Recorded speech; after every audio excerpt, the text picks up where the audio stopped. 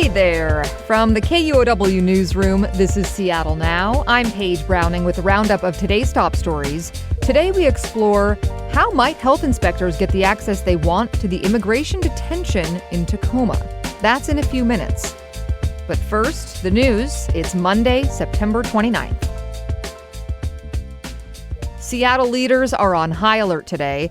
They say they are prepared to go against the White House if it sends the National Guard here. Mayor Bruce Harrell spoke this morning after President Trump announced this weekend he's deploying federal troops to Portland. We do not need the federal government bringing in armored vehicles, semi-automatic weapons, military personnel to make, quote unquote, us safer. There is not an insurrection here. The president called Portland war-ravaged and referenced protests at ICE facilities there. Harrell says he's been in contact with Portland leaders and offered them Seattle's support. Washington Attorney General Nick Brown said he's been watching how the president has sent troops to other cities, and he's prepared to sue. We want to make sure that we will be ready to respond if Washington State is ever put into the same position. Both Brown and Harrell said so far they've not had any contact with the White House about possibly sending troops here. Seattle is one of several Democratic-led cities where Trump officials have made claims of rampant crime and threatened federal intervention. Meanwhile, Oregon is suing the Trump administration over its move to send federal troops to Portland. Oregon Public Broadcasting's Tiffany Kamhai reports.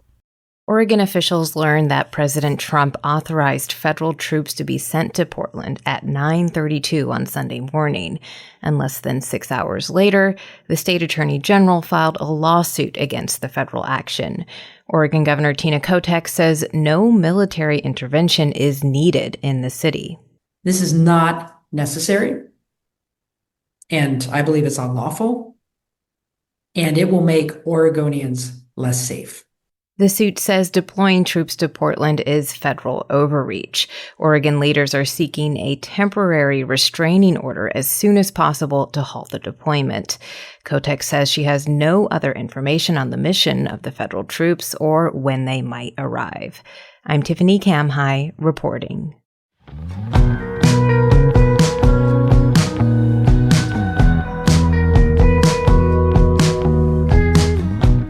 Congresswoman Pramila Jayapal says threats of violence against her are really aimed at intimidating opponents of President Trump's agenda. An Arizona state lawmaker posted on social media last week calling for the Seattle Democrat Jayapal to be, quote, tried, convicted, and hanged. Representative John Gillette was responding to quotes from Jayapal's nonviolent protest trainings. Jayapal says that type of rhetoric is a threat to everybody. It is all part of the suppression of dissent. So I think it's disturbing for a number of reasons. And obviously, my personal safety is an important one. But I also think it's a threat to everybody's ability to fight back. Democrats in Arizona and in Washington, D.C. have called on the state legislature to take action against Gillette. Another federal story we're watching that's close to home. The U.S. Forest Service has proposed a major overhaul that would close its Pacific Northwest headquarters. Oregon Public Broadcasting's April Ehrlich reports people can submit public comments through tomorrow. Forest Service staff at the regional headquarters in Portland oversee 23 million acres of national forests in Oregon and Washington. They manage environmental policies, recreation, wildfire operations, and resource extraction, like logging, mining, and cattle grazing. Under this proposal, that work would move to newly designated hubs in other states. It's not clear if the Pacific Northwest will still have a regional forester. The Trump administration says this move will make the agency more effective and less bureaucratic.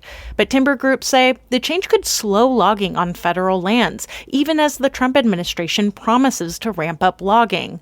Foresters say it could make wildfires harder to manage. And environmental groups worry this is just one more step toward what they see as the dismantling of the entire Forest Service. I'm April Ehrlich, reporting. In environment news, a fight is on over burning tires in Seattle. Cement company Ash Grove in South Seattle wants permission to burn more tires. Ash Grove Cement Company operates the only kiln in the state that produces powder cement from raw materials. 30% of its fuel comes from burning tires. And now it's asking the Puget Sound Clean Air Agency to lift that cap. The agency gave preliminary approval, but has not made a final decision. And the Seattle Times reports environmental groups are against it.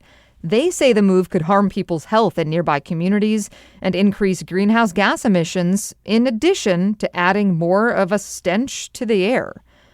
From smell to noise, the Seattle Mariners are trying to get a handle on noise complaints outside their stadium and asking fans to weigh in. Casey Martin reports. Chris Anderson is the center of the party when the Mariners win at home. He plays his drums outside the stadium with fans screaming along. His music is way above the city's noise ordinance, but Anderson is not the person fans are complaining about. It's street preachers like Ron Cardiel, who uses a megaphone. We're not blowing people's ears out. The horns away from the ears. That's the excuse they're going to have to try to hinder that message. Drummer Chris Anderson says any new regulation could also affect musicians like him who use amplifiers. I would take that poll and like everybody except for that Pike Street drummer guy. It's unclear if the team or city could enforce a noise cap on the public sidewalk. At the ballpark, I'm Casey Martin, KUOW News. Now, our feature story today. Washington state health officials are on the verge of winning a years-long fight to get access to the Northwest Ice Processing Center in Tacoma. The health department's been trying to get into the center to investigate complaints about conditions. Federal officials and the private company that runs the site have blocked those efforts. But a recent court ruling could change that. Lauren Jenks is the Assistant Secretary for Environmental Public Health at the State Health Department, and she spoke with KUOW's Angela King. What kind of complaints have you heard about coming from within the facility? Well, we have heard about problems with the drinking water, that maybe it has an off color to it or some sediment in it. We've heard issues about some of the health care. We've heard complaints of physical violence and sexual assault, which we've referred back to the Tacoma Police Department. We've heard problems about the food and clothing and overall unhealthy conditions in the facility. And it is important for health inspectors to get inside. It's absolutely important for health inspectors to get inside the facility. Some of the things that may be causing an issue may be obvious to anybody who walks in there, but some of the things really might take sort of a technical eye to figure out the connection between what's happening, what people are experiencing, and maybe the maintenance of the facility or something like that. So to have a health inspector in there not only points out the things that are going wrong, but can help come up with the solutions to it as well. And as I understand it, you've tried to get into the facility before. What happened? Well, we have been there, I think, 8 or 9 times now, and we are able to, walk into the building and we see a security team at the front desk and we sign in. They give us name tags. We go sit in the waiting area. And eventually the administrator comes down and lets us know that we're not getting entry today. And we leave and document it and try again later. So what's it been like for you to find yourself on the outside, so to speak, trying to look in? Well, that is a frustrating position to be in. We know that we have the legal responsibility and the ethical responsibility to make sure that people in Washington who are living here right now are being taken care of in a healthy and humane way. Now, the GEO Group, which operates the facility, got a judge to bar a state law that required the inspections, but an appeals court overruled that order. So what still has to happen for you to gain access to the detention center? There is still a technical step that needs to happen from the appeals court. We need to get a mandate that documents that decision and officially removes the injunction that we had that was keeping us from going in there. And when that comes through, we will attempt once again to enter under that authority. Any idea how long that might take? I don't really know. I kind of thought it would have happened already, but I certainly hope it happens in the next month or so. Secretary Jinks, is there anything else you think our listeners should know about what's going on in the facility and the people being held there?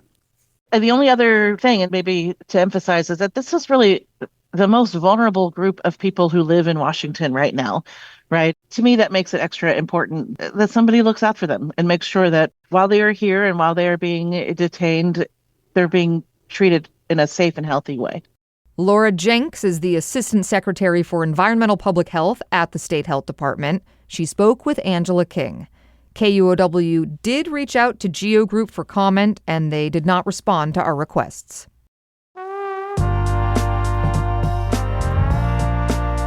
Next time on Seattle Now, King County officials have reported a trend of violence against trans women in Seattle amid anti-trans rhetoric at the federal level. Some people like to think of the city as sort of separate from, Washington. We're way, way far away from all that stuff happening on the East Coast. We're just kind of our own thing. We're up here in the woods. We're basically in Canada, and we have our own kind of provincial way of life. We are still part of this country. Hear more Tuesday morning. And that's all for today from the KUOW newsroom in Seattle. Our producer is Andy Hurst. The interview in today's episode was produced by John O'Brien. And I'm Paige Browning. Seattle Now and KUOW are members of the NPR network. See ya.